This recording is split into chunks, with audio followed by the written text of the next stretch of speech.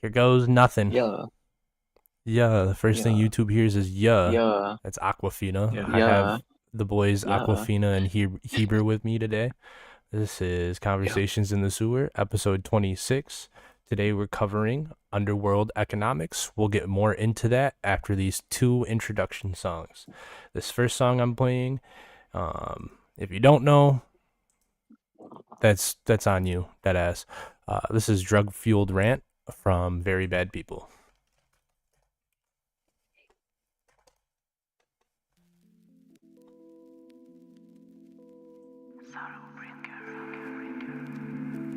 Smoke, Mary? Thanks. Are you sure Jimmy will be back soon? Sure, any minute. I think my YouTube chat's broken on stream again.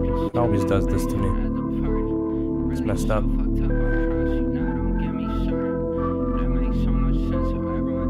Broken hearted.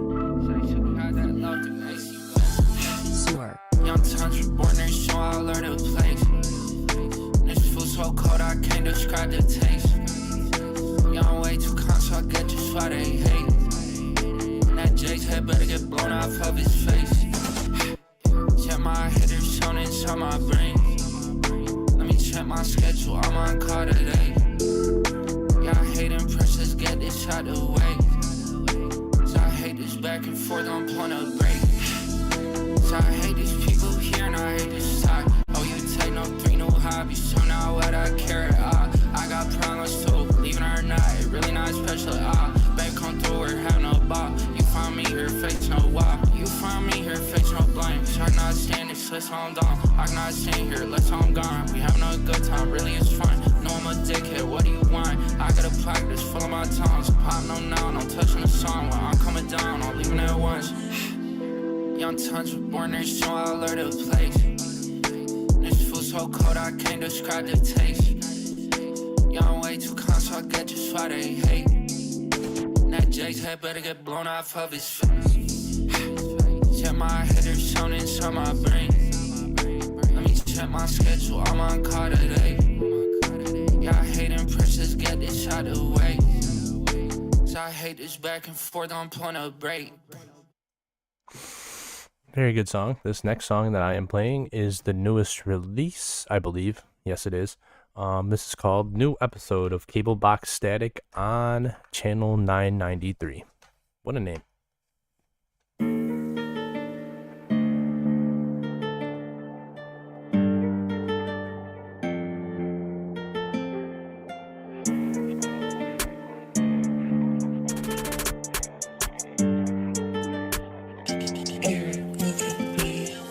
Why won't you let me inside? I promise you I was just acting, yeah. Okay, they call the police and I saw him, it hurt more than badges, yeah. I found a kitchenette window, I pried on me here like magic, yeah. Wait, I put my favorite show on the TV, come watch it static, yeah. I'm soaking wet in these clothes, so I'm boring pants and a jacket, yeah. I swear if someone come round to this fight, go hiding up, breaking a mattress. What's that shuffling back in our house? Why does it smell so acrid, yeah? Out of my energy, all in this punch, and I fought up the next guy asking. This shit is pushing on back like blow. What we got going tonight? This Burberry scarf wrapped around me tight. These Buffies, I swear they improve my sight. I see in heat maps, I don't need light. I don't mean weed maps with smoke at his door. He need a CPAP, I hit him, he snoring. This is blue flame, I don't care if it's pouring, yeah. So I done pop fuel on this hardwood floor, and I sift through my pockets for Brian May matches. You touch a knob on this hardwood door. I promise the next thing you do is collapse. Go ahead and try it, let's see what's gonna happen, yeah. You got this fire, I know it, yeah. This perfect time, you can show it. Maybe you just like me. Maybe you just didn't know it, yeah. I feel this love, but I got trouble showing it, yeah. This hit my favorite, I'm putting a bow in it, yeah. His car been parked 80 days, so they towing it, yeah. I turn his body parts into some ornaments. You try and stop me, you need heavy ordnance. Let's play a game, I just sent you coordinates. Let's play a game, I just sent you ahead. No Amber Heard got you shit in the bed. It's destiny, baby, it's fate in the works. It's on my control like a hypnic jerk. It's morally gray like a V-Lone shirt. Now I'll be feeding you back to the earth. Why won't you let me inside? I promise you I was just acting, yeah. Okay, they call the police and I saw them, it hurt more than badges, yeah. I found a kitchenette window, I pried, I'm in here like magic, yeah. Wait, I put my favorite show on the TV, come watch it static. Your YouTube, the lyrics. That's all. y'all know the vibes. Episode 26 of the podcast from the people who built the community for those who live in it. Conversations in the sewer. Shout out to Heber. Shout out to Aquafina. Shout out to the viewers. Shout out to everybody in the chat. Doa already saying Underworld Economics is a great title. Couple let's goes in the chat. Fire. Chat, I don't got much, guys. Tonight's probably going to be a quicker one too. This is just a quick conversation on touching base on underground economics, basically, as you can see by the title. So I feel like we're going to be talking about something that gets danced around a lot in the underground. More people focus on views, clout, what's going on like visually. But this is about money, the operations behind an artist and the journey that somebody has to take in order to get to the spot where they can do music full time as their career, as we see with Miles and other artists in this corner of the screen, this corner of the scene. God damn, Dev. Anyways, like I said, there's no clout. It's not vibes. Not doing it for the love. We're going to talk about the actual economics behind being independent and staying independent in this underground scene. There's a myth that underground artists are either broke or magically making it work.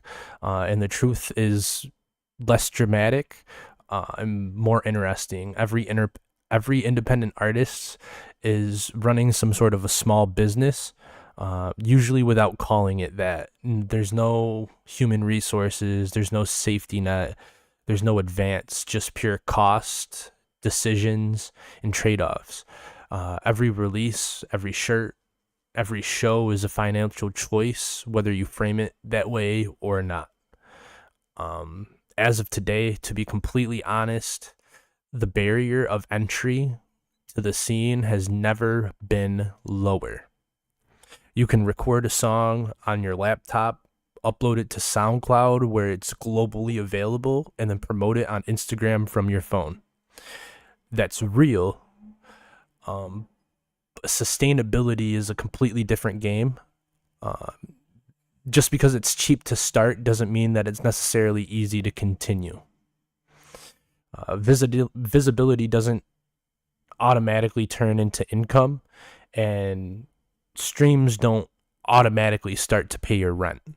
Merch won't sell itself, and touring, even though you're doing shows, doesn't magically make money appear. Tonight, we're going to break down where the money goes, where the money comes from, whether it's merch production, shows, touring, visuals, rollouts, and the hidden costs that people don't talk about until they're already underwater.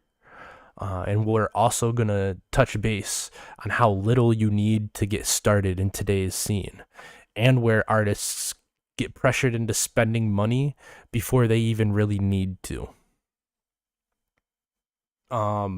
This episode's not about discouraging anybody from starting to make music. It's about clarity and transparency. If you understand the economics behind the industry, you can make better creative decisions. And if you don't, then the system will make them for you. And as always, we're going to try to pull fans and our supporters in the chat into the conversation too, because support isn't just streams, merch, or showing up. It's understanding all of it and how it fits together.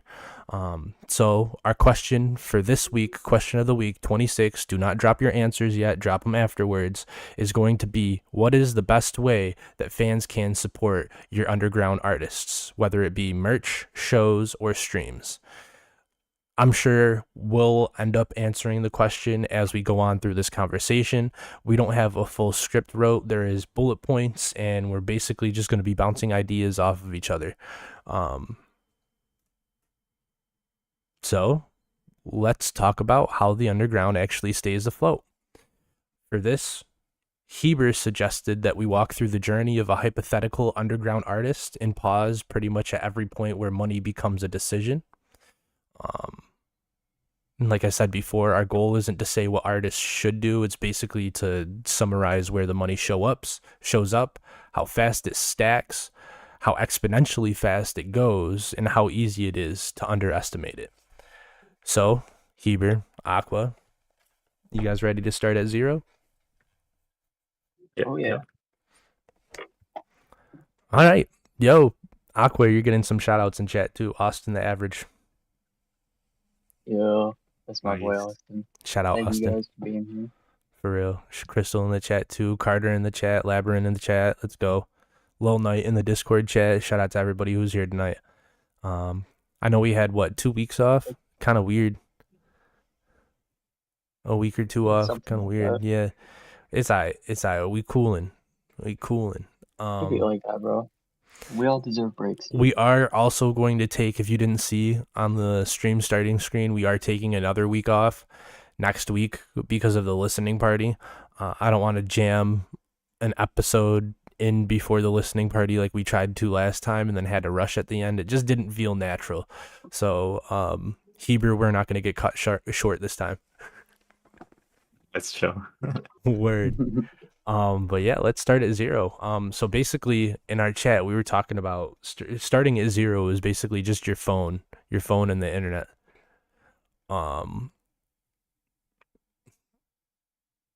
Just think, starting as an artist, we have a job, a phone, and unlimited time, basically.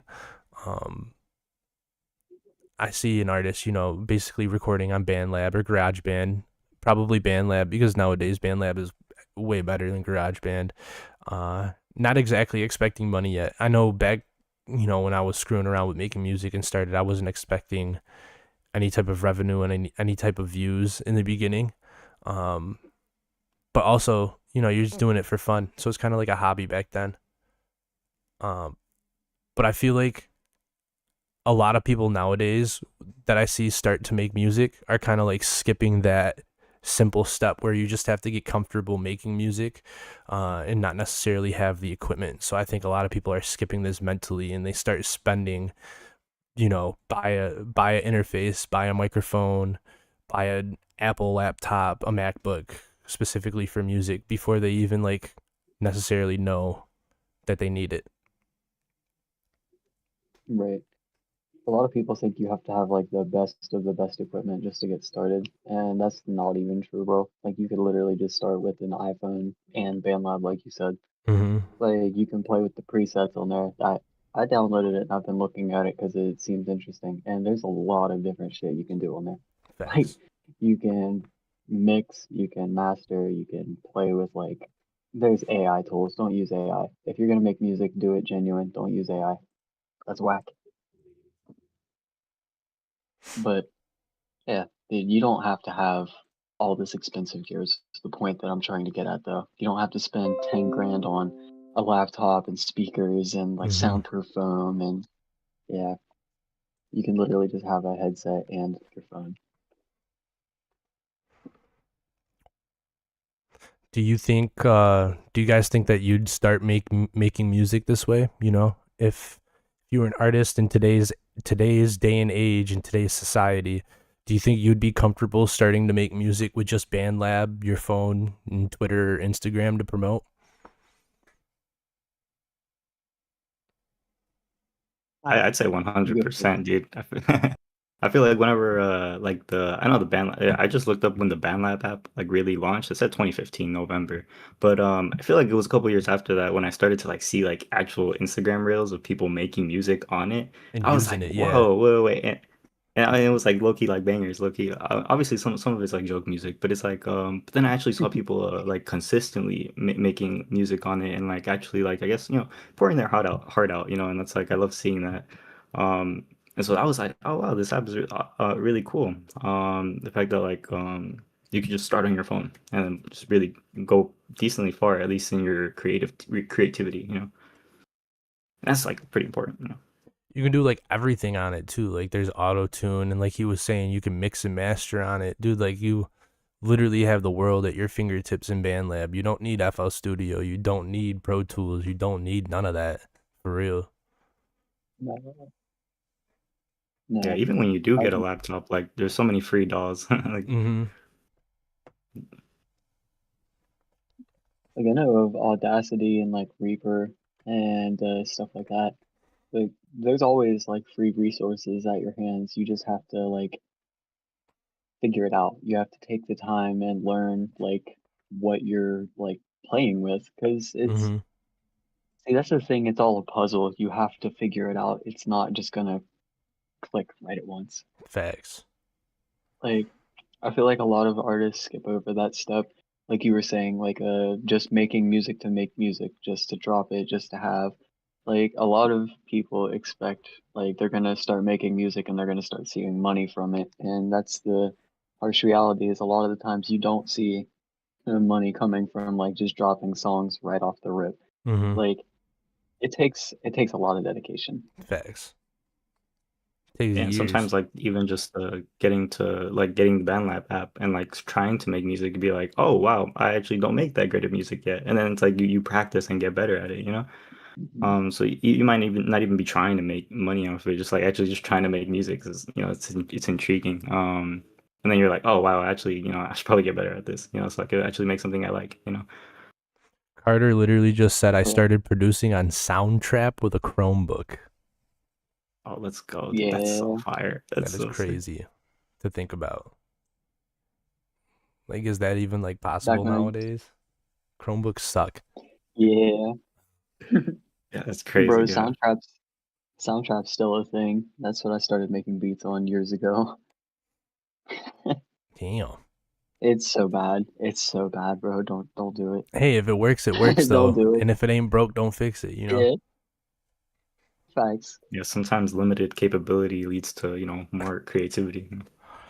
Mm, What, like Doa said though, Doa did say that one of my old favorite songs was made on BandLab on a phone and earphones in the closet, and I always found it interesting.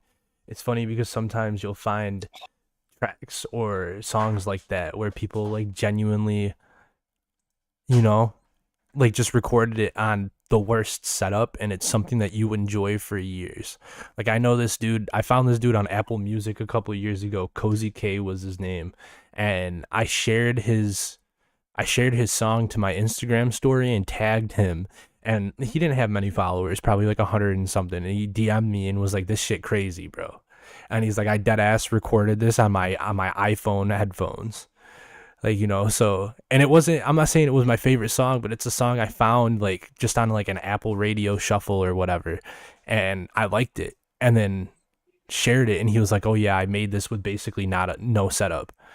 It's just living proof that your music, no matter if it's made on Pro Tools, if it's made on BandLab, FL Studio, no matter what, it's still gonna get heard. I mean, if you're confident enough to put it out, then put it out too. I'm not somebody who's gonna. I don't tell everybody to make music because not everybody can make music. But if you're confident in your art that you're putting out and you think that somebody's gonna like it, somebody's probably gonna like it. oh yeah, I agree, Austin. I also miss those 2016 SoundCloud days, back when everyone was just dropping music just to drop music, like Lil Peep, Mm-hmm. that era, JC said and like 99 Nights even made Lil Satisfy on an iPad in the back of a van. Yo, shout out 99 Nights. That's fire. Nice. That's fire. Yeah, no, he did. He said he made Satisfy on BandLab, I think. Mm-hmm. Yeah, that's On fire. tour. Yep. All right. Well, moving on from zero cost, the next thing would be basically imagine you're an artist. You start at zero cost. You post a couple songs. First, you start to get a little traction, a couple people listening to you, you know, and then it becomes time where you're probably just gonna be like, all right, well, now it's time for me to probably invest a little bit of money. What do you guys think your first thing to buy as an artist in today's day and age who has a little bit of money, but still on a budget? You know, what do you think your first things would be to buy? I'd say maybe a microphone, because maybe you could plug that into the phone and then just keep going on Bad Lab with just better mic quality. But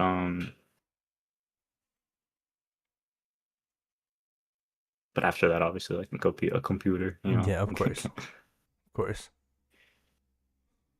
Definitely. I would Your probably DAW get like and a mic. cheap. Yep. I'd probably get a cheap laptop, bro. Cheap laptop, and like there's always the free DAWs to start with. Mm-hmm. And once you start getting a little bit more traction, you start pulling in a little bit of revenue. Doesn't have to be anything crazy. Then start like thinking bigger.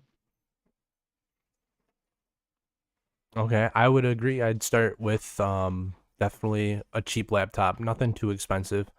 I'd probably go to Amazon for that. There's a lot of cheap Amazon laptops that are decent. You can get a refurbished one on Amazon for like $150 to $300.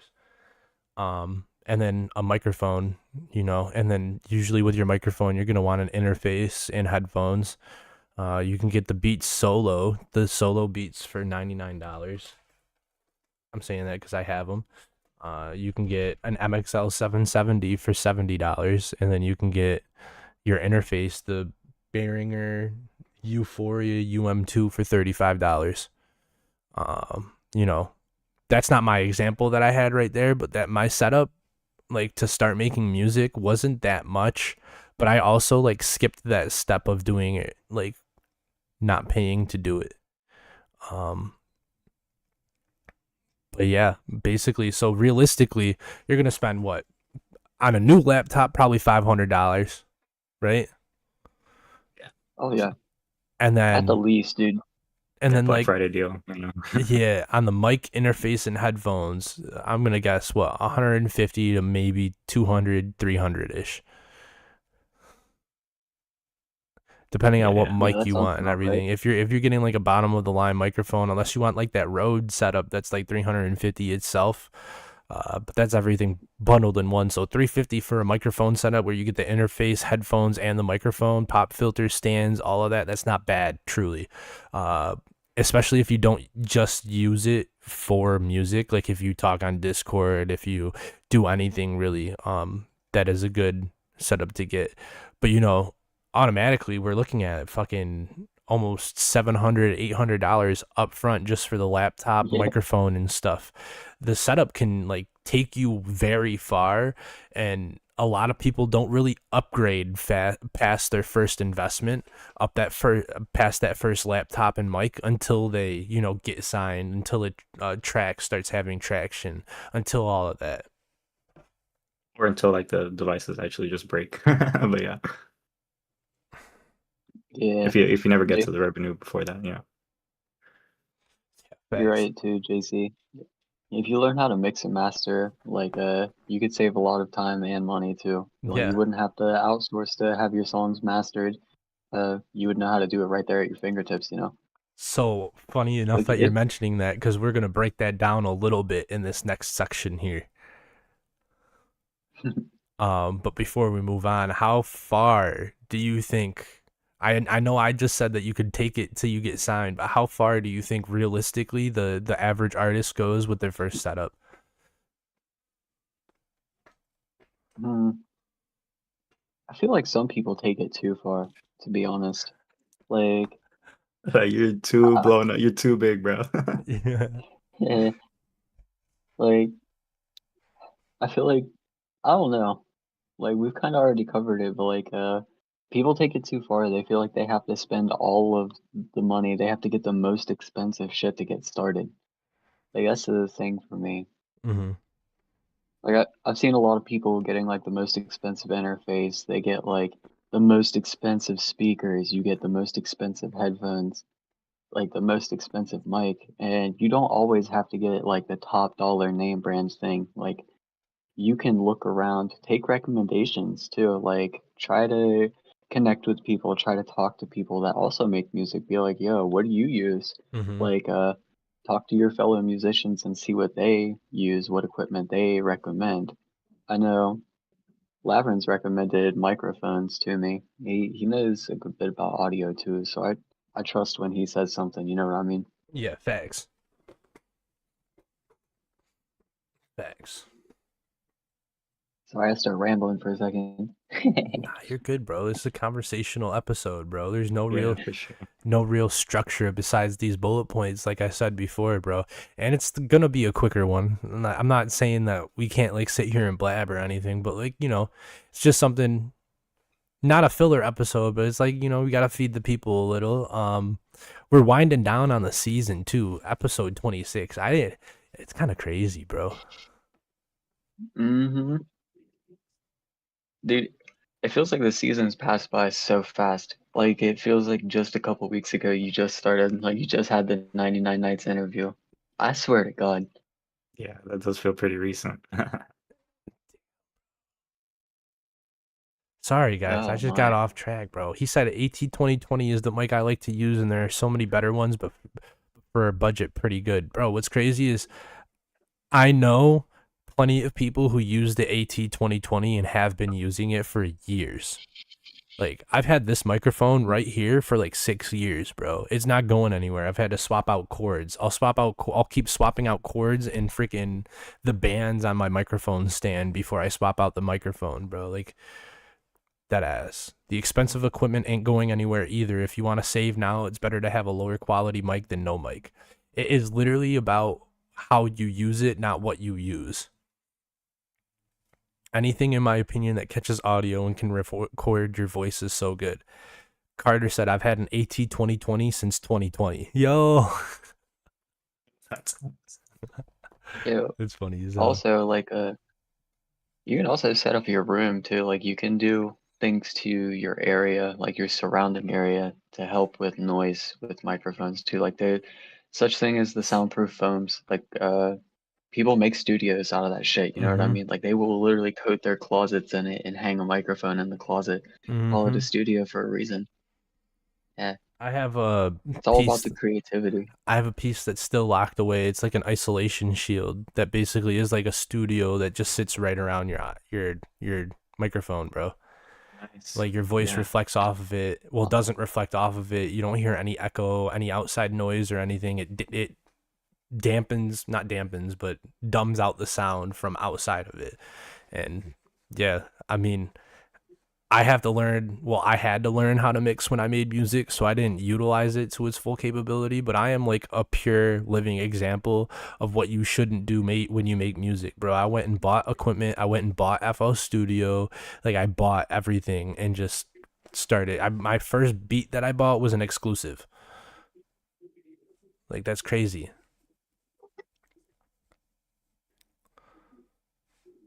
He said, this definitely isn't a need since we're talking about gear, I just today ordered a rack mount for my Focusrite Solo that I can drill right to the underneath of my desk. Does that mean your interface is going to hang from your desk instead of being on top? That's kind of fire. So that's I ain't going to lie. yeah, that's fire. It's really sick.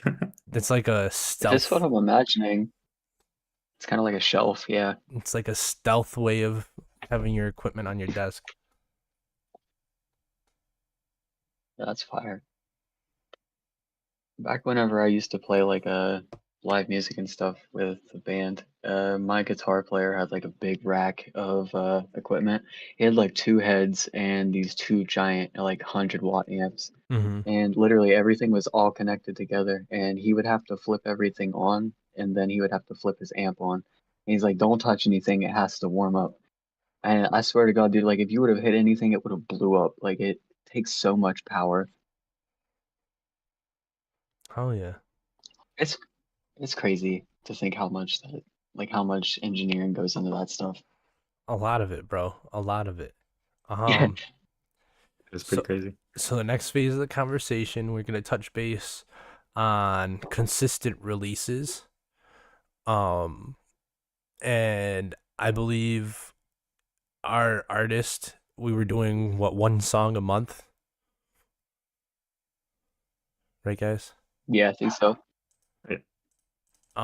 So we basically want to put numbers to what it costs to release music consistently. Whether it's one song a month, 2 songs a month, whatever you want to do. And all of this is probably on the low end. So first off, distribution. distribution is going to cost no matter where you go. I think most annual plans range from like what, $19.99. Actually, DistroKid just increased.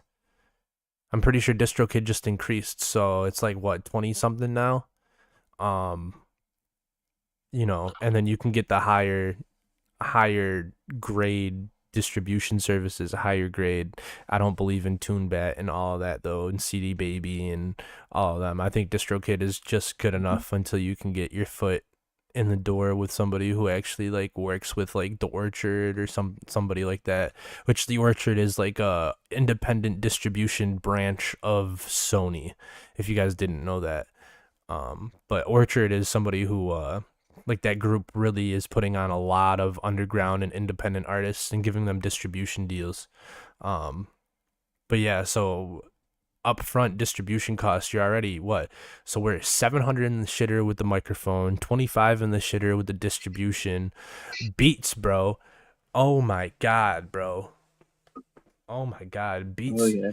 You can get Beats like licenses and leases for Beats, which leases run out, by the way, guys. Leases run out at a certain amount of listeners. If you get 10,000 plays, 10,000 hits, 10,000 spins on your lease, you legally, according to your lease agreement, if you bought it through BeatStars, 99% of producers, I'm sorry if you're watching this and you're a producer and you have this in your lease and this is how you make money off of people, but 99% of leases expire after that 10,000th listen. That ass.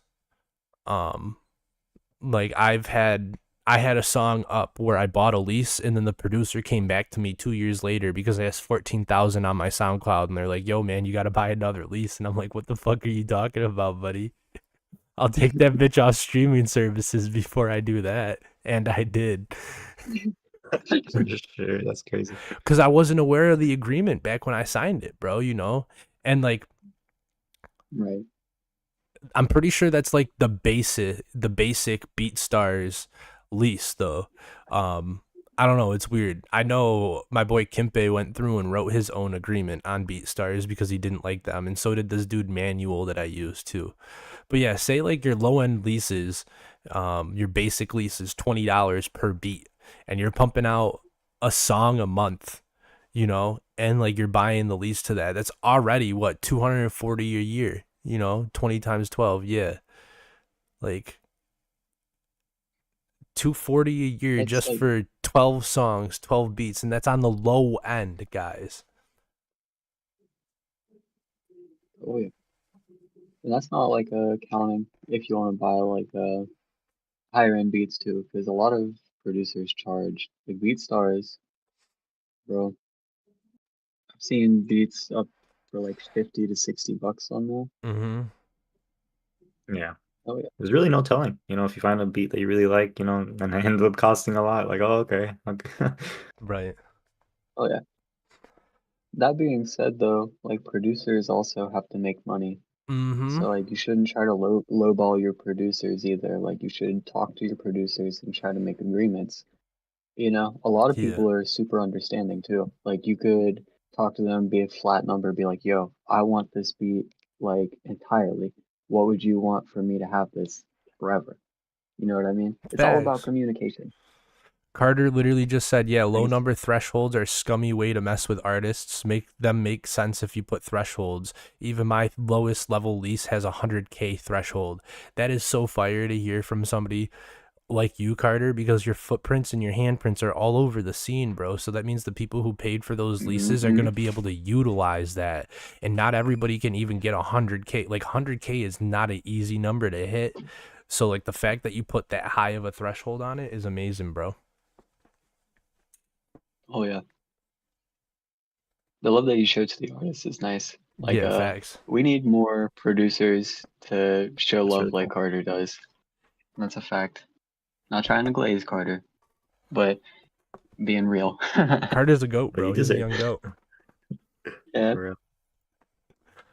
He is a young goat. such a nice guy too. Facts, he is. So after beats, you got to worry about mixing and mastering your songs, and that, if you don't know how to do it yourself, comes with a cost too. I saw something like somebody was doing entry level mixes for about $50 a song. So 50 times 12, because you're pumping out that 12 songs a year is $600 a year. So that's 240 plus the 600 plus the 25 plus the 700 for the equipment. Like, it's not cheap to be an underground artist if you're trying to buy and buy and buy and actually produce good quality and stay on top of that consistency. Um, that's the point of breaking this down right now, is because there's a lot of people who are in the scene who don't understand how much it takes to make the music, and not just how much like emotion and how much it takes to put pen to paper, but how much it takes to like out of your pocket to literally make the music. Mhm. Um It's all an investment, bro. Like every little thing you do is an investment. You can't skip out. Learning to mix and master would be your best bet too. Um you might not know how to make beats, might not be able to make beats, but learning how to mix and master them is going to save you a ton of money and a ton of heartache and a headache in the long run, for real. If Yeah, you're especially because you might not like somebody's mix or how they do it. True. But if you need a mix, go hit up Carter or Scotty Splash, because they both, I'm pretty sure, offer mixing services. And they're both guests I'm that sure they we've could had on work the with you. podcast, and they will work with you 100%. I know for a fact that they'll both work with you. If you can't, don't lowball them. If they're asking for $50 for a mix, don't go and be like, hey, I'll do it for $5. You know, Nah, bro. No, be That's respectful. funny. Yeah. Bro, they gotta eat too. Come on now. dead ass, bro, dead ass. Um, yeah, but if you know how to, yo, why are you you're right next to me. Why are you laughing in my chat, bro? Sorry. Anyways, moving on. Artwork. Artwork, visuals, like cover pictures and everything, they ain't cheap unless you're taking them yourself, like me, because I'm cheap. And of course, Carter, I'm always gonna plug you, bro.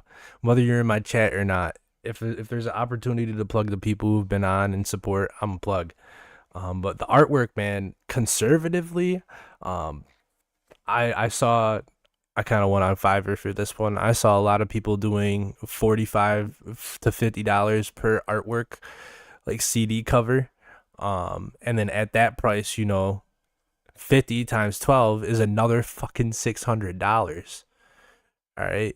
So imagine you're not doing it yourself. You're paying for all these services, I'm not saying that everybody can do the artwork themselves, because not everybody's artistic and everything, but man, I bet you can take a picture and put some text over it in paint.net and save yourself the heartache. And like, yeah, it might not look the best or anything, but you don't need something that's polished, something that's professional, something that's um eye-catching necessarily. You just need something to do it and get your point across. Yo.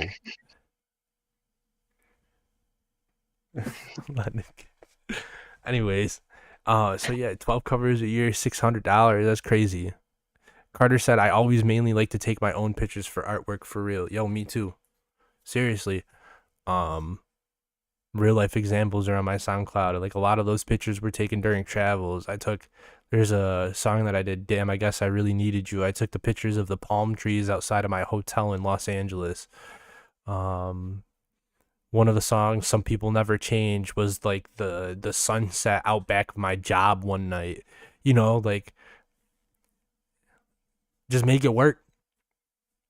So using these figures, these conservative figures, at the year end total for all of these, bruh, you got $50 max for distribution, $240 for beats. There's the $600 for mixing and mastering, and the $600 for artwork. On making your tracks happen just alone, that's $1,490 a year. And then you add on the equipment costs. If you're somebody who bought your equipment up front, that's $2,190 to be more exact, on what you're spending in a year to release those 12 songs, get your equipment, your distribution all handled and everything. And that's just for 1 year. 12 songs for 1 year. And this is my low estimate. Do you guys think that number is realistic, or you think it's higher in real life?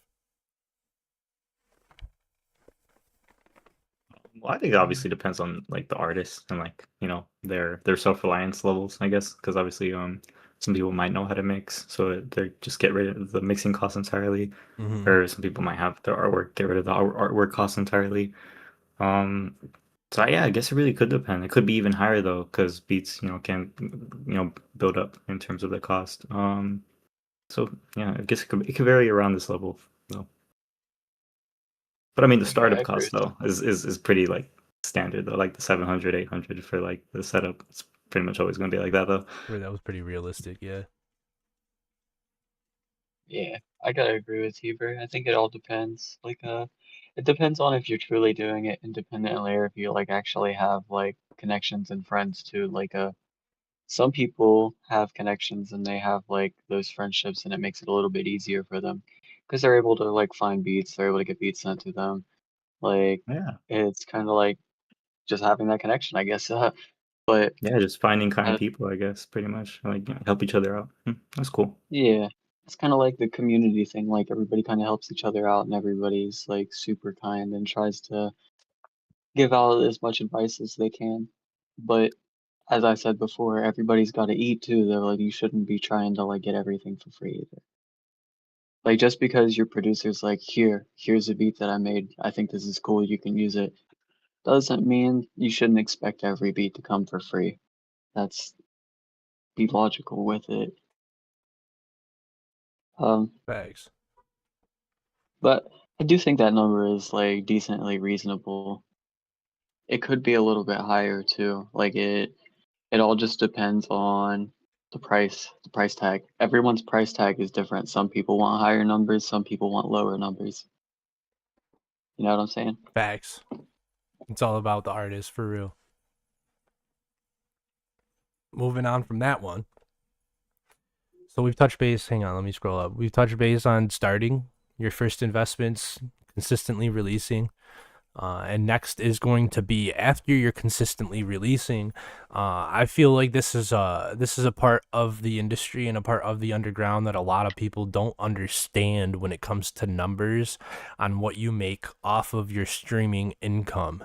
I labeled this section the streaming reality check because in reality you don't make that much from streaming. No. I see that Spotify averages, as of today, Spotify averages 0.003 to 0.004 of a dollar per stream. That means to make $1,500, you need roughly 456,774 streams. But who's calculating that exact number? So I put 400,000 to 500. Somewhere in between there.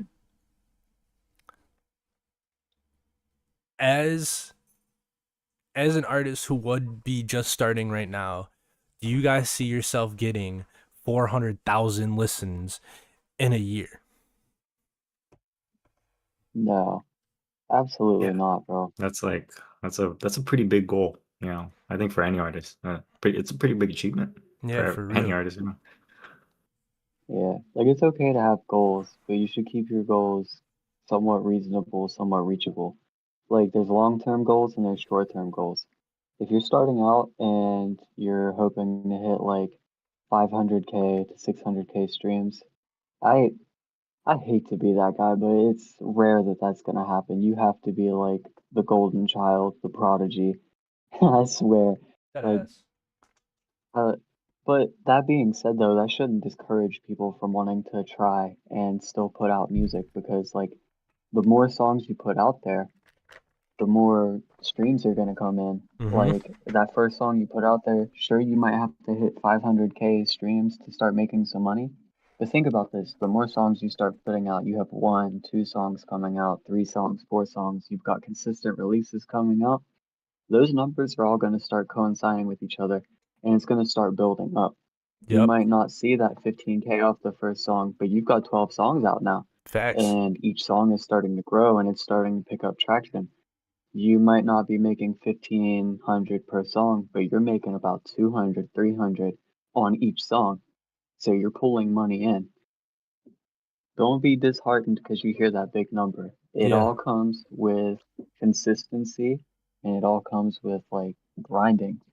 And effort, You bro. You gotta gotta want put it. real effort into this shit. You're not just gonna wake up one day, unless you're lucky, unless you hit the algorithm like just right. You're not gonna wake up one day and you're not gonna be viral. You're not gonna have thousands in your bank account off of the virality. Even then, bro, your song can go viral and you won't see that money for 60 days on average. Just so you guys know, the streaming yeah. payouts are about 2 months behind. I believe DistroKid has gotten even farther behind in recent times. Like it's absolutely yeah. ridiculous, bro. You can run up those streams and everything, but you're not gonna get instant gratuity. You're not gonna gratitude. There you go, not gratuity. It just doesn't happen like that, you know. But to break down what it would take to get 400,000 plays, Heber, this is another thing that I took from you. Say an artist with 10,000 monthly listeners is trying to achieve his goal. This artist, if you get 400,000 plays, you're averaging 4 plays per listener, 40,000 streams a month in 12 months. That's 480,000 streams to reach that 1,500 threshold. Like, you can't, 10,000 monthly listeners, guys. Like, that's a big number. Like, that really is a big number for an independent underground artist starting from nothing. That's a huge number.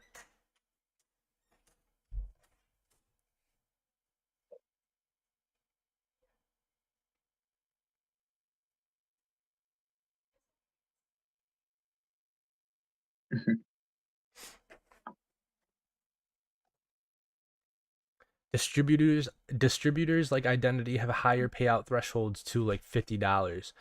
That's crazy. So you need to have $50 in your accounts to even get paid out? Like, what? Oh, dang. That's actually crazy. Oh, but yeah, I have heard of that though. I'm gonna grab a water real quick, boys. I've never heard of that having a payout threshold. I know that I got charged by DistroKid because I didn't deposit the check that they sent me. So I got charged by DistroKid and took it out my earnings. Dang. This shit fucked me, bro. I was so mad. I was so mad.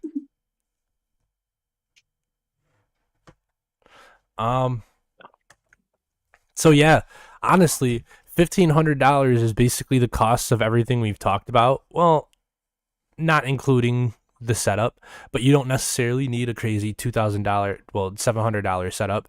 So like just breaking even on all of your songs and everything, all of your beats that you've made that year, not beats, all the songs that you've made and released that year, those 12 songs, just to break even, you need 480,000 streams on average from Spotify.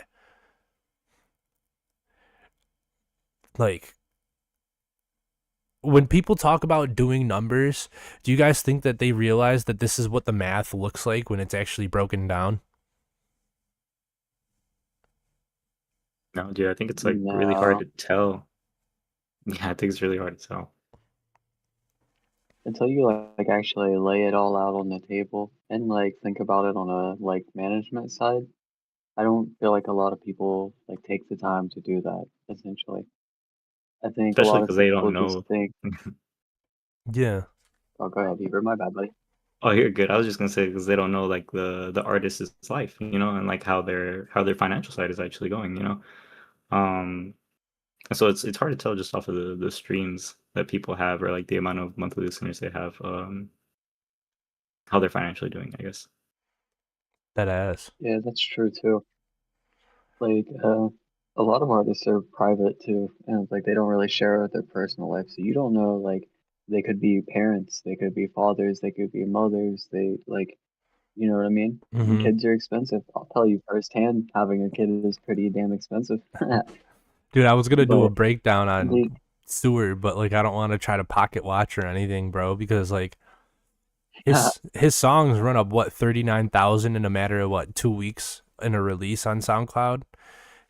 So 39,000, Right. half a month, double that. Yeah. I don't know. I don't want to pocket watch. I don't want to get into it or anything, bro, but like at a certain point,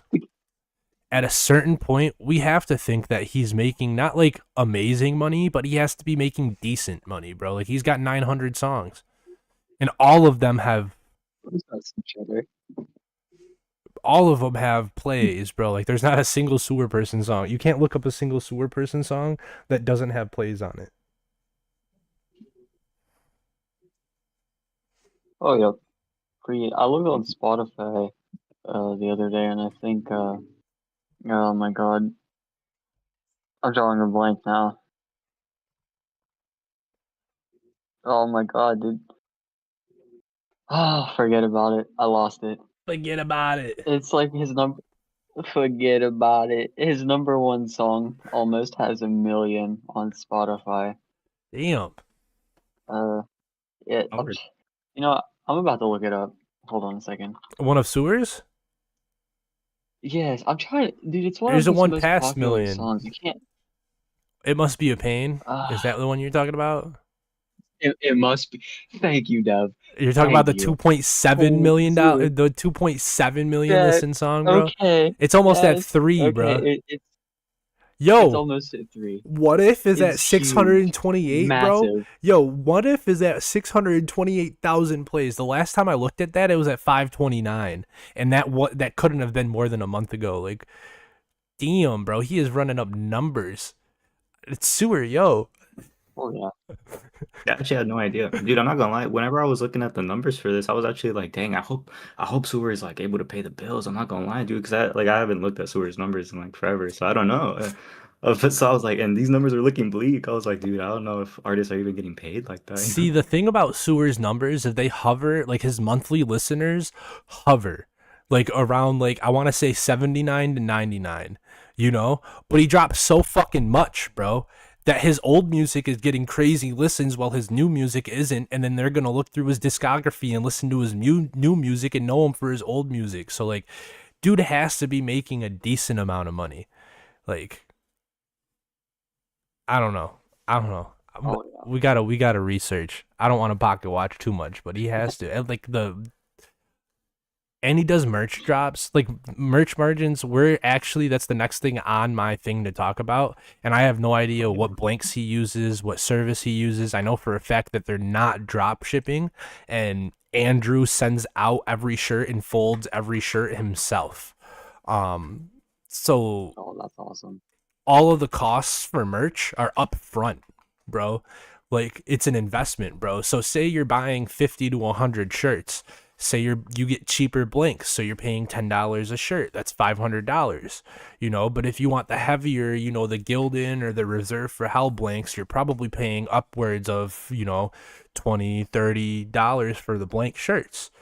Your costs can get up to easily $1,500, easily, for 50 to 100 shirts. Easily, and that's right up front. You're not thinking about shipping, you're not thinking about where you have to store it, you're not thinking about supplies if you're making the shirts yourself, you're not thinking about any of that. Merch can be profitable, but the risk is always coming first, and that payout isn't always on that horizon. Like we've seen where freaking Andrew marked down shirts for 80%. You could have gotten a Sewerperson t-shirt for $8 a couple weeks ago because he had old sizes for merch drops that were 2 years ago.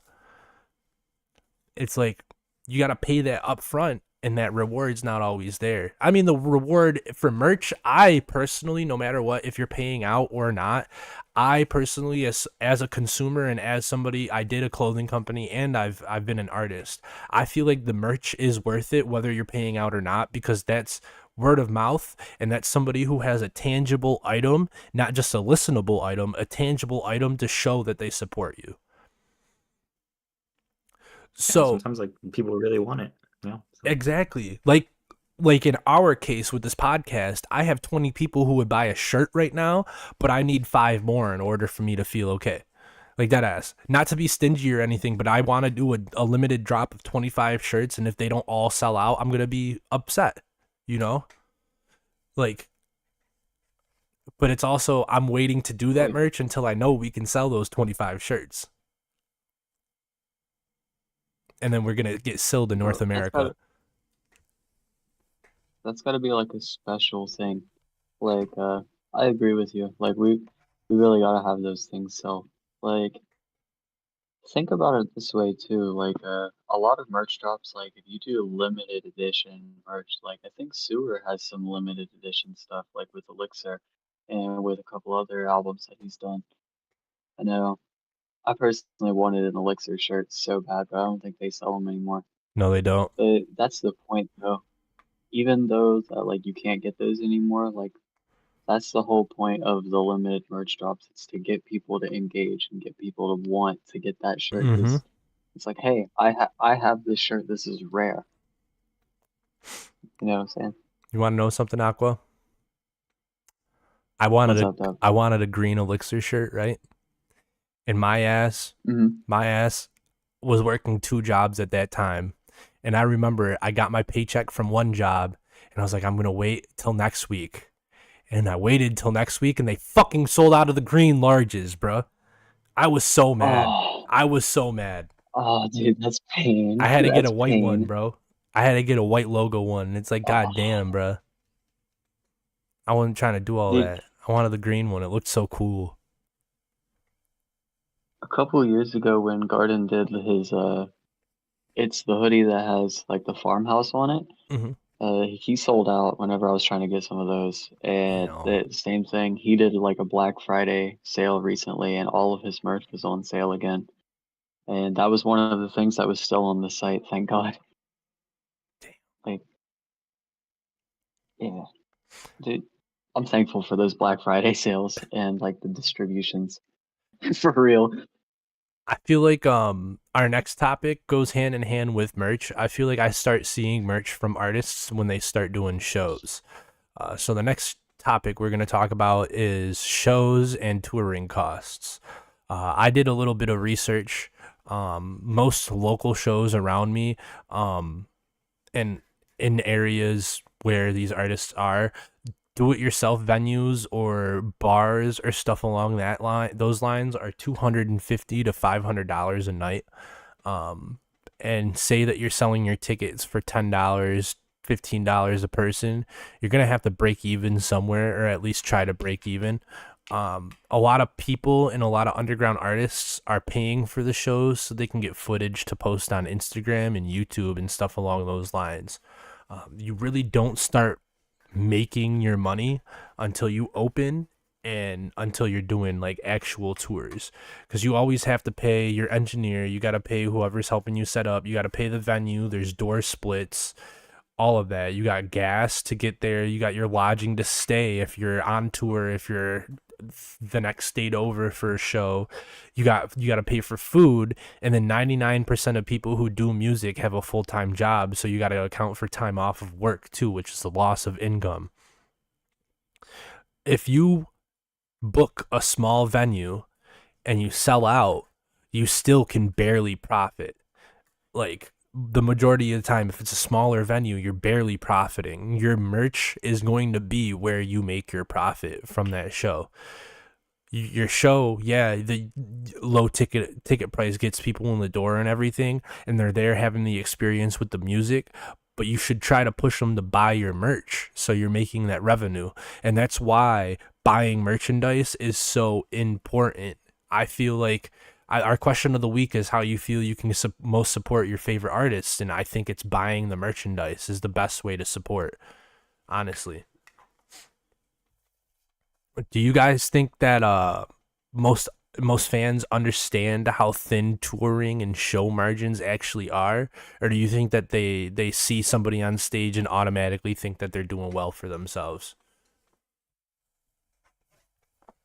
I think that a lot of people don't understand how thin the margin is. Like, they see their favorite artist going to all these places and they're like, you should come here, come to where I'm at. But they don't take into perspective how far away it is from where they live, how far off the map it is from the rest of their tour. Like, is Mm-hmm. that going to be in the big circle, or is that going to be a huge line they have to cross through and make a bunch of pit stops and take a whole extra 12 hours just to stop at your place? You know what I mean? Mm-hmm. Like, everything has to make sense. And as you said, like, they don't account for time off work too. Most artists do have full-time jobs. Like, there's a lot of artists. I've asked one of our favorite artists personally, if he'd be interested in doing a tour, like, and he said it all depends on if he can get the time off work, and it's so hard to do because tours usually take 2 to 3 months, give or take. Easily You know what 2 I'm to saying? 3. Even Yeah. like small shows. Yeah, even small shows, dude. Like, you have to take the day off work for that. You have to like you have to do preset like setup. Like you go to the bar the night before, you account for space, you account for how many people is gonna be there. Like there's so much planning that goes into it, and I feel like people don't really think about that part of it. They just kind of see like, hey, this guy's able to get on this stage at this bar here. Why can't he come here and do it? Yep. Like Facts. I used to think like that, but you got to understand, I live in West Virginia, and it is kind of this area sucks, and there's really nowhere for anybody to play. You got Huntington, but nobody's coming to Huntington, bro. We're trying to get something set up. Don't worry. Yeah, We're trying to get that would be set. fire. Shout out to Mel Maj, bro. We're gonna make it happen. I told you. Yeah, The podcast is gonna sponsor dude, that concert. I want that show to happen so bad.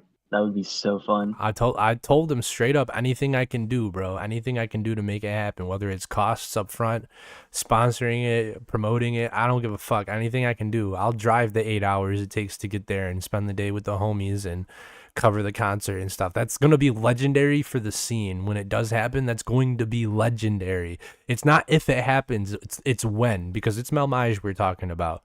It's when. That guy is literally, if there's a Melmaj, will, there's a way. Like, that is, if there's a will, there's a way. That's Malmaj right there. Melmaj is such an amazing person too. Like, bro deserves to be able to throw this show and have the time that like, he wants to have. You know what I'm saying? In his He's backyard, worked too. so hard to get where he's at. Yeah, like hometown, home turf. That's gonna be so fun for him. He's gonna Mm-hmm. have such a good energy. You already know. Hell yeah. I told him if he needs any help, like, I'll just hit me up and I'll be there. So I hope it happens. It would be so cool to have us all there. Facts. Need to get Sil out here for that I'll one, pay too. to. Yeah, dude, I'll help pay to get Sil here. I don't give a fuck. I'm trying to get Sil to Toronto, bro, but I keep spoiling it and shit, bro. I don't want to keep spoiling it. Nah, dude, Sil's the goat. Chill. Come on now. Yeah, facts. Anyways, sorry, I just got distracted. The next phase is gonna be, we're gonna be talking about visuals and how important visuals are. I feel like visuals nowadays are still important, whether it's the short reels or whether it's full length music videos. I think if you don't have some sort of content, visual content, you're not necessarily going to survive. There's not something for somebody to latch on. Like, I always find that I enjoy a song more when there's a music video to it. And yeah, like No More Favors, bro. I like that song when it came out, but that music video is so fucking dope, bro. I keep watching it over and over. I'm never gonna get sick of him posting that on Instagram. Keep posting it, man. Oh yeah, dude, I agree with you on that. I think music videos make songs more interesting to me. Like every time I look something up and I see it has a music video, it always intrigues me. I like to see where they take their music video, like how they perceive their song. You know what I mean? Mm-hmm. Because art is subjective. Everybody thinks of a song in a different way. But to see it from the artist's perspective or from the director's perspective, it's super cool. It always adds another layer to the song. Crazy. Yeah. That No More Entire Favors visual one is layer. crazy too. Dead Egos went. Was that Dead Egos? No, it wasn't. It was Void Z. Who was it? Toyd Z. Who? What's the name, guys? I need the name. I need to get it right and say it right on stream right now. Holy shit. Look, I got you. That's Maybe I got you. embarrassing. I can't believe I just did that. I just butchered that. I think it's Void. Void Z. Toyd Z. See, I knew it. I knew it, but I didn't You were know it. almost there, though. I said Toyd Z. I said it, but I didn't. But I did. Oh, I got- Anyways, music videos when you get to a certain point, I feel like are needed. And they're not cheap though. You know, I mean, I wouldn't go with a cheap videographer unless I'm somebody who just needs to get like a running gun. That'd be different. But like professional videos are not cheap, bro, at all. Like I've seen an average, you know, not professional but industry quality video go $500, $350 for the shoot for one location, $500 for 2-3 hours, blah blah blah blah blah. And at a certain point when you become an artist, you know, around 10K listeners, 20K listeners, these music videos aren't just fun anymore. They're not something that you're doing like for leisure. They become like requirements to get in the algorithm and for you to be pushed along. And visuals also, it's not just music videos, it's photo shoots, modeling, promo clips, thumbnails for your videos. Like all of this goes into visual production. You could put out visualizers on YouTube and that's going to cost you money too if you don't know how to animate yourself, you know? Like there's all of this has layers to it, and the goal for this episode is just to basically say like, yo, all of this costs money, so support your favorite artist. Deadass. Go buy merch from Sewerperson if you haven't already. Go stream his song 7,000 times, even though it's only going to credit him a couple times for your listen. You know, like, do what you can to support these people because it's not cheap to do this, for real. And especially if it's a person like Sewerperson who so many people rally behind, and then we have a whole podcast where there's people coming out every single week to watch people talk about his music. Like, dude deserves to be supported, so take the time out of your day to go support. Lil Knight said many will prefer having a visual stimuli to stay engaged with the song because listening alone may not be enough. Dead ass. I can tell you right now, there's been songs that I've heard that have been boring, and then I find a video to it, and it's just like, yo, like that's crazy. Like it changes. It's a way to keep someone entertained. Yeah, it can change the whole Intrigued song, anyways. bro. It can change the whole Yeah. song.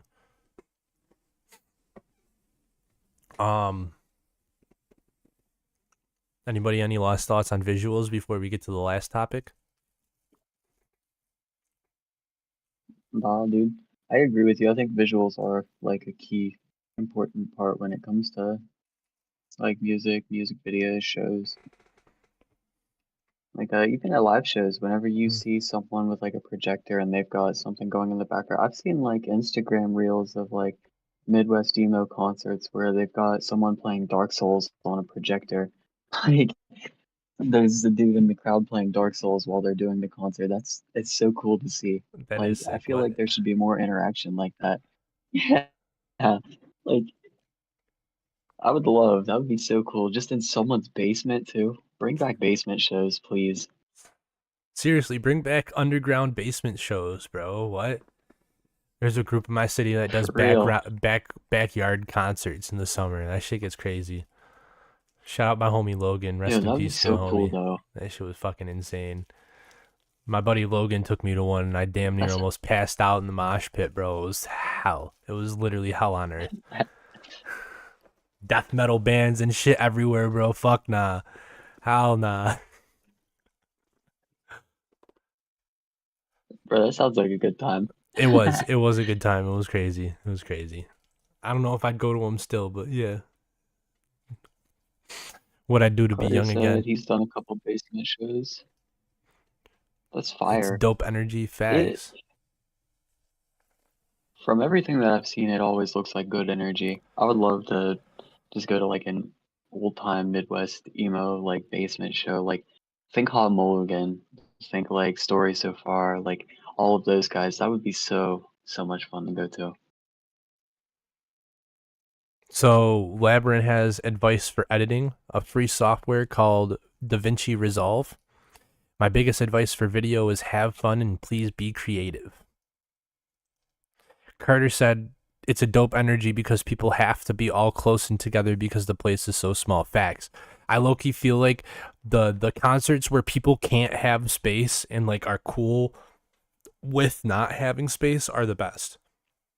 Like, damn, bro, the last time that Sewer came to fucking Buffalo, bro, it seemed like people like didn't want to like move. You know, like, you guys ever been to a concert and people are like just kind of like dead? Yeah. I get you. It's disheartening, bro. It's sad. So fucking sad. Anyways. I've seen it like Oh, my bad. just energy, bro. No, Mhm. you're good. Don't apologize, Dev. Stop it. I'm just trying to keep You're it not going so there's no apologizing, awkward Dev. silences, bro. I'm a little tired. Uh, I don't know what's I going love on. awkward silence. Nah. I feel like shit. I lost it. Damn it, Dev. I lost it. Continue on. Soiled it. Anyways, our last Spoiled topic. it. Our last topic of conversation for the night is collaboration, and when do you feel like collaboration makes sense as an underground artist coming up in today's society? So, I'm going to ask you guys both. When do you guys feel collaboration makes sense as an artist coming up in today's society? Not necessarily our underground scene, but the underground industry, period. You go first, Heber. Okay, well, when you say make sense, I take it in like two different ways. Like, firstly, it would make sense if like you're friends with somebody and you want to make music together. Okay. Like, that makes sense, you know, That make makes a song sense. together, sure, have fun. But then obviously the other version of it, obviously when you're further in your music career and like you actually have, you know, a listening base or listener base, then it makes sense to actually search for people in your surrounding music scene essentially. Yeah. And yeah, and you talk to people and just see if any collaborations would work well, you know. Mm-hmm. Oh, because at that point, obviously, you know, you guys could help each other in a lot of different ways. You know, even just talking about the music too could help each other. Not even actually going fully forward Seriously, into yeah. collaboration. I feel like as an artist, you can learn so much from other artists if you just don't have that wall up.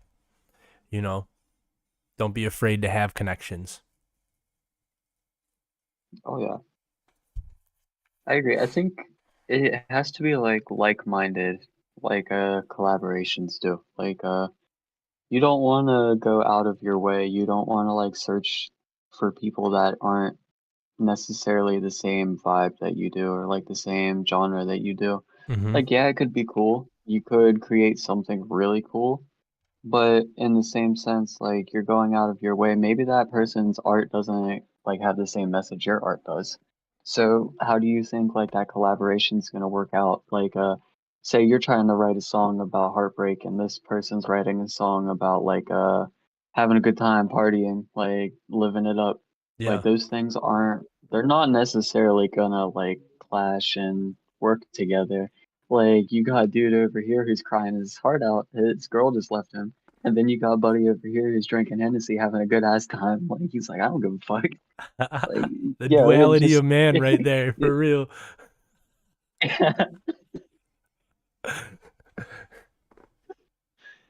how it goes, bro. It's how it goes. You're either crying or you're drinking Hennessy, Dead ass. or both. Not that- I don't judge. Yeah. That's a really good point though, because like another point where it makes sense is like if you guys both have like similar creative ideas, you know, Facts. or ideals too. Labyrinth in chat said the bartering system, when you have something that somebody else doesn't and they have something you need, I tend to barter with a few of my homies because we all chugging it out if you can provide other forms of cash. Honestly, skills is another form of currency in today's world and society, especially in creatives. If you have a skill that somebody doesn't, you're just as useful to them as that cash would be, because you can provide that service that they'd otherwise have to pay for. So Facts. Get yourself a good circle of talented individuals, and you guys can take each other's career to the moon.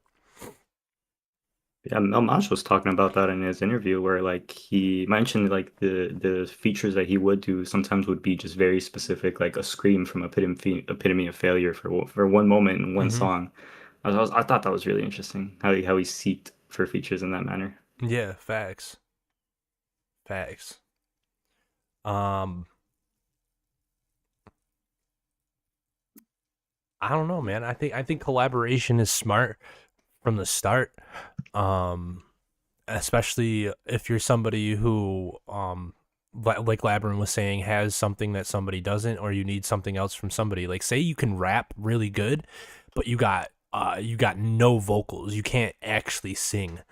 Like, and you need a singer, bro. Like, imagine you're rapping and then you bring somebody like Swain who has unlimited vocal range, you know, out of the blue. Like, I feel like collaboration only helps people grow and only helps other people know, if you get what I mean. You bigging up when I'm butting down. And with collaboration, if you guys are buying the beat together and all of that, it comes with split costs. You share audiences. You have to spend less on promotion because there's double the people promoting it. I feel like collaboration is less of a activity and more of like a survival strategy in today's day and age, for real. I feel like if you aren't collaborating, then you're kind of just like setting yourself for failure, setting yourself up for failure. And I don't mean you have to, like, say you're an artist like Swain who doesn't often collaborate, but he does seek out different producers and stuff. That's still collaborating. It doesn't necessarily, you don't have to be on a different artist's track doing vocals. You could be collaborating behind the scenes, giving them ideas, talking about the music, like y'all said. Like, collaboration goes a long way. So my last question for y'all is, when do you think collabs stop being clout chasing and start actually being infrastructure for your career? Because a lot of people, if you're an artist today who's starting with zero, if you message an artist and you're like, hey, let's collab, a lot of people are going to be like, oh, he has no followers, he just wants my clout. When do you think it stops being that and starts being more of a foundational infrastructure for your career? I think But it it could all start being. starts. Oh, sorry. No, go ahead, Heber. My bad, bro. Okay. I think it all starts being an infrastructure like as soon as you like are looking for a collaboration in that manner, either in that bartering system or in like the way the Milmash talked about it, where you're building what essentially part of like your vision with this collaboration, you know. And it's like, yeah, that's what you wanted to do, so it's like this is the foundation that you wanted, you know. Damn. He said it ain't clout chasing from the start. Oh, yeah. I love that. I love that. Aqua? I feel like it all like it starts to make sense when it all like coincides with each other's like vision. Like, take for example Garden, Sewer, and Kennedy. You see them doing a lot of stuff together, like a lot of tours they've done together. At least 2 or 3 now. I know they haven't been touring together that long, but decent amount of time now. I think Garden and Kennedy has done a lot. 4 tours, and Sewer's done 2 with Kennedy, right? Yeah, something like that. I know, fake fan. My bad. No, you're good. I'm trying to remember too, no. bro. There's a lot. Yeah, there's a lot that goes on. Like, I know Garden's got a tour coming up right now. It's been like 3 or 4. But every time they do a drop, every time they do a tour, it usually goes together with their drops. Like you said, Garden and Kennedy tour together. They have songs that they drop together, and usually once they start dropping a lot of songs together, they have a tour that comes with it afterwards. Not trying to speak for them, but that's, in my opinion, that's usually how it feels. How it's been And going, same yeah. with Sewer. Like once Sewer's like on a roll and he's got a bunch of songs coming out and he feels like he's on the ball, that's when the tour comes. Like, Yeah. I know we had talked about it a little bit last year. We were like, man, I hope this tour is coming soon. And then all the like drops kept coming, all the EPs, all the albums, and you're like, man, I really think it's gonna be coming soon. Like, just the energy. Like you said, you could feel the energy shifting, and Mm-hmm. that's crazy. It's crazy to think that you feel that type of energy too. That they're building up for something. Yeah, Pretty cool. absolutely. Building and building and building. Damn. JC said Garden and Sewer have done 3 tours: Mhm. Voluntary Confinement, Loneliest Tour in the World, and When the Flowers Bloom. And Garden's done 3 with Kennedy. We love the Midwest, When the Ice Melts, and When the Flower Bloom. So that means Kennedy's only done 1 tour with Sewer? Yeah, bro. The most That's recent one crazy. was the only one that they've done. Yeah, because he was on Allentown. He really has only done 1. Wow. Wow. I'm excited to see Kennedy like touring. Like, I want to see him tour more. I want to see Bro's so good. He him has good energy too. Yeah, I want to see him grow more as like a solo artist, and like where he goes as a solo artist, because his music's so much different. Like the 3 guys, all of their music is so different from each other, and it can take them down such different routes. You know, like yeah. I'm very excited, very excited to see Kennedy grow, and I hope he really, really, really pushes himself to start dropping more and all of that. I'm not going to press him too much because I already press him every time that I talk to him about dropping, but yeah, it's needed, man. Kennedy's a talent to the world, so that'd be awesome. We Love the Midwest was Kennedy's first tour. I believe it was too. I remember seeing him post on Instagram about that. Yeah. Kennedy did select dates on Loneliest Tour in the World. I think I remember seeing that too. And then they had a couple other guest artists pop out too. Didn't that Saya pop out for Loneliest Tour in the World too? Or was that Voluntary Confinement, the first one? I think that might have been Voluntary Confinement, but it might have been either. I don't know. But I remember seeing them. Yeah. I feel like they've put together some sort of like guest list every time that they've done a tour, you know? Loneliest Tour had special guests for each show. Yeah, bro. Kennedy opened for 6 of them. Damn. Yo, wasn't Bedroom Noise also like a special opener for some shows during Loneliest Tour in the World? I feel like I saw it, yeah. Swain opened in Toronto. I Yeah, remember that. I was heartbroken because I didn't have my passport and couldn't get over there. Yeah. Of course you were there, I JC. remember Whatever, seeing some bro. of these names back then. JC's everywhere, dude. I'm fucking jealous, bro. Literally. He saw Swain's first show, bro. Dude, that's so cool. I'm jealous of that. I'm so jealous, bro. I'm Awesome, so jealous. Swain's deadass my favorite rapper. I don't care. Swain's your favorite rapper's favorite rapper. For real. JC, next time I see you, can you wear the rough fit, bro? Bro, I ain't gonna lie, bro. I showed my girlfriend a fucking one of Swain's reels the other day, and she was like, "That's Swain?" I was expecting him to be some skinny emo boy.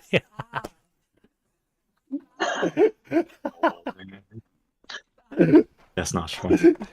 Damn, didn't have to cook him like that, bro. You didn't have to cook him like that. Well, what's crazy is he doesn't even make emo music. I don't know where she got that from. You good? I know. Yeah, for real. You want to say hi? He said, I don't want to be on no emo type beats. He's She's like, I waving. can't do it, bro. She's waving. Chat. You better say hi to my girlfriend. There you go. Heber waved. Aqua's not waving. W Heber. Yeah, I was drinking, bro. I was drinking water. Don't throw strays at me. I didn't want to say hi. There's people saying hi. Tell them I'm offended.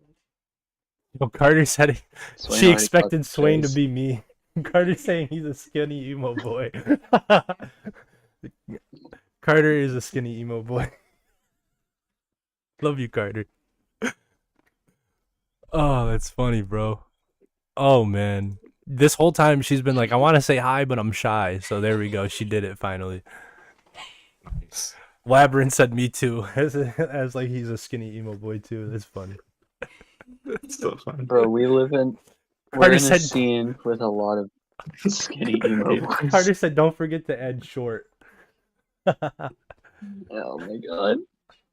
Wait, Carter, how tall are So you, bro? Carter, what you JC said I'm a fat emo boy. Yo, chill, bro. Chill on yourself. no. I'm a midweight emo boy. JC? 5'4". Damn, you're short, bro. What the fuck? Yeah, my girlfriend's taller than you. That's crazy. Damn, Carter. I'm sorry, Carter. I love you, bro. Carter is catching strays now. I love you, bro. He's an Which average Carter Carter experience? experience. Listen. Let's get Carter some platform boots. Let's help the bro out. Yo, I would cry, bro. That was a perfect way to end this episode, bro. You guys got anything more to add to the conversation before I flip to an outro? Hey, support your local short king. Support your local That's all I'm short saying. king, for real. Produced by Carter on Yeah. Instagram. Go buy his beats, Oh for my real. god. Nah, I fuck with being short, because if I weren't, I wouldn't be me. Word! There you go. I like that attitude, man. That's really cool. I love that. Fire beats low Fire beats low altitude is crazy. Hey, think about this, Carter. At least you're not hitting your head on doorways. JC some said people like can some actually do oh that. I was born in 1919. Yo, I get that so much nowadays, bro, and it hurts my heart. It hurts my heart, bro. People call me Unc just because they hear my birth date starts with 19. Damn. That's crazy, real. Unc. Damn. Last stray from me, I'm 5'9". You're not that. See, Nick, you're not even that. Labyrinth, sorry. You're not even that short, bro. You're not short. At least I'm young and turned No, I don't 21. think Yeah. Nice. Nah. Labyrinth's a That's short fine. twink who thinks cheeseburgers What? are called burgers with cheese. Burgers with cheese. Okay, yeah, Labyrinth, you are short. Burgers with cheese. Yeah. Head ass. The Nah, fuck? Dev Labyrinth's a short. He's a short twink, bro. It's all right. We Tell him how it is. we shared a first. We had a first together. He was my first Waffle House experience. Yo, Dev, you remember in Columbus when Nick came running up to us in line all sweaty, bro?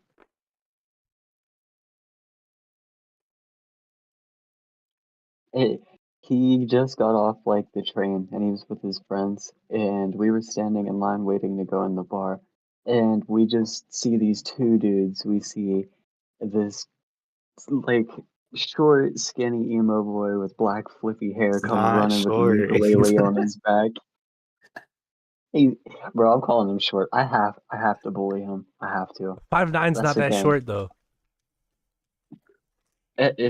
He's short to me. It's shorter than me, Okay, so it's 5'9" short. might 5'9" Yeah, you're might short not to be me. that short, but it's Nick. It's Labyrinth, so he's short. I'm gonna call him short. My girlfriend was just like, "I'm 5'8", and I'm like, "Yeah, that's short." Listen, you had black in your hair also, bro. Don't try to play with me. I And had I'm a blue very hair. serious goose. I'll have Silly you know goose. that's a slur. And we ain't doing that here. We save that for Saturdays. You save slurs for Saturdays, bro. We're live on YouTube. What are you doing? Yo. No, dude, there's literally a streamer, and his title every Saturday is Slur Saturday. I swear to God. We're on the wrong side of YouTube now, guys. Well, guys, that was episode 26 of Conversations in the Sewer, the podcast from the people who built the community for those who live inside of it. Jesus Christ, what an ending, bro. I want to really thank Heber and Aquafina for like throwing this episode together pretty last minute with me. It was a fun hour and a half conversation, honestly. Kind of Yeah, just bro. Listen, through no, what? we gotta give Heber his flowers, bro, because Heber put the work in for this one. Yo, dead ass, bro. Honest to Heber God. wrote out a freaking thing earlier, and I was like, I like that, and I'm stealing every bit of it. So So Yeah. appreciate you guys. Like when we were putting everything together, like when we were talking about the idea, Heber's like, yo, I have an idea. And then he sent us like 3 screenshots of like a thing that he typed out for it. And immediately I was at work, I was like, this is awesome. It's like, you win, Heber, you cooked. And all I did was take it that was just perfect. big screenshot and I opened a Google Doc and I wrote bullet points of notes, and that's how I just guided this conversation. So really, 90% of this was Heber's doing, for real. Shout out Heber. Thank you, Aquafina, for coming through, helping with the conversation. Thank you, Heber, for making it happen, really. Shout out to everybody who was in the chat with us. Why are you dancing like that? I wish I could show the chat right now. Anyways, if there's one takeaway from this episode, it's that independence isn't free, but it is achievable. The underground survives mainly on intention. It's where artists spend, where fans show up, and how both sides understand that exchange and the energy in that exchange. If you're an artist that's listening, you're not behind for feeling overwhelmed. A lot of this stuff isn't taught up front. It's learned the hard way and through a bunch of Google searches after a Discord chat. And if you're a fan, your support matters more than you probably realize it, especially when it is consistent. So don't stop supporting your favorite artists. Do not ever stop supporting your local artists. Never stop supporting those who make you feel seen when nobody else has the ability to. We want to hear from you. This question of the week number 26. What do you think supports underground artists the best? Merchandise purchases, shows, or streams? Drop your thoughts wherever you see this. Drop your comment on the VOD after this goes live. There's going to be a graphic posted on Instagram. Hopefully Saturday. I'm going to try to get back on the posting schedule. I lost my personal Instagram because Instagram said that I'm not allowed to have an Instagram in the name of Dev anymore. So I no longer will have a personal Instagram. So go follow at Convos in the Sewer. I'm going to be posting the question of the week. Drop your response there. Shout out to the guy. Phone, bro. I hope you guys aren't talking right now. Hello. Look at this guy. Look at this guy. Chat. Okay. Look at The excitement. Shout out to the guys for helping me make this happen. Shout out to everybody who's watching, who consistently watches these last 26 episodes. I believe 28 weeks worth of content that we've done, because we've done 2 listening parties too. We have another listening party that is being planned as we speak, but I'm not going to say with who, and I'm not going to drop the details on the day or anything, but be ready. Be ready. Be ready. Season 2 is going to be bigger and better. I promise. Season 2.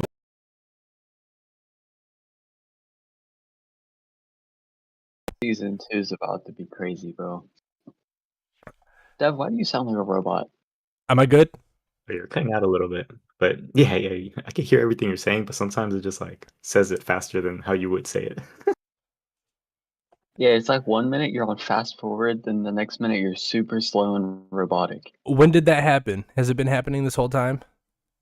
As soon as you said that you unplugged your mic, and then Okay, cool. So it's just technical difficulties that we'll get figured out for next time, because we're at the end of the episode. This was episode 26 of Conversations in the Sewer. We'll see y'all next time for real. I'm going to play 2 last songs here. And as always, we're going to end with the theme song. If you don't know it, then listen and open your damn ears, because this song is one of the best songs that dropped last year. This is Lovesick by Sewerperson.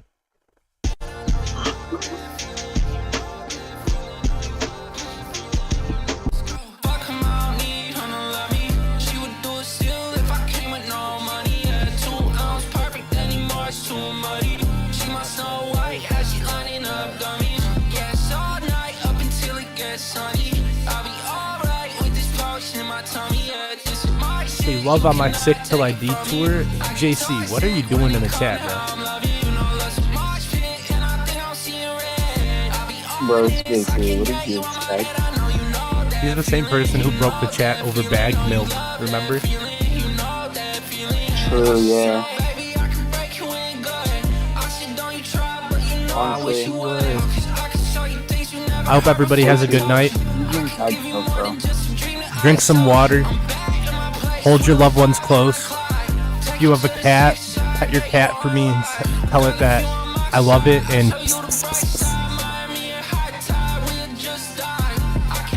other than that, My cat. other than that,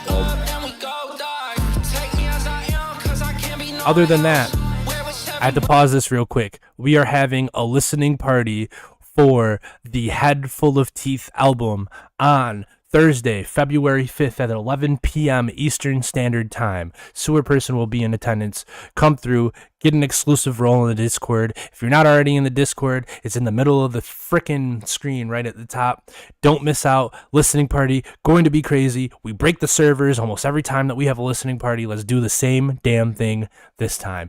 Enjoy the rest of the song. Have a good night, guys. When I need me some help, so let's fuck it all, need 'em, I can do this shit myself. And I got plenty drugs that I can finish by myself. That's the way it go. But you just like be the one I lean on. Come through tonight and be the one I sweet on. I would've waited forever for you.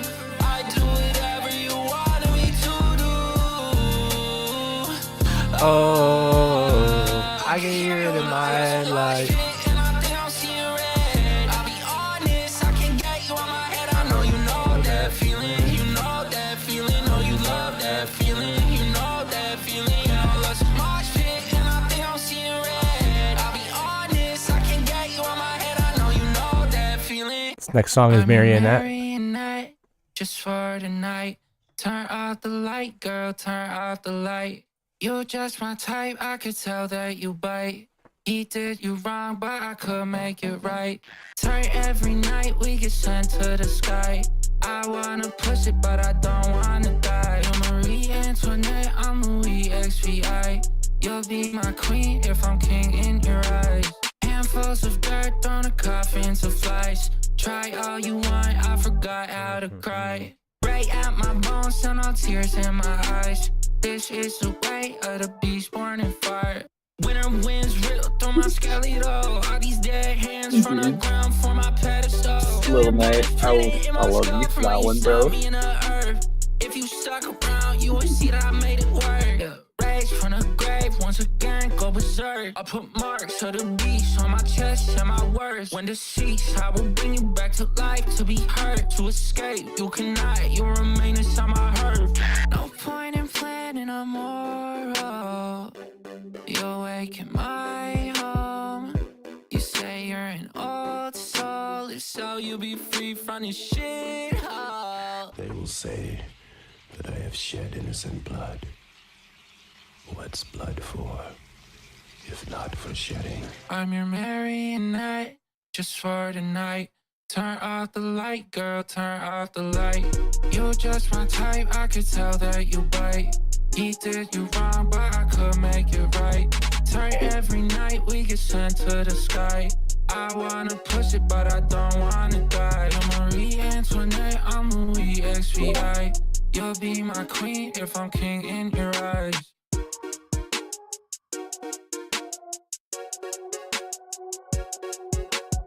Word.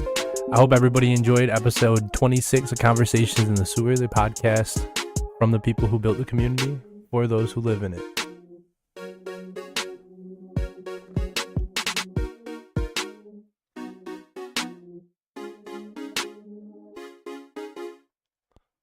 Bye, YouTube.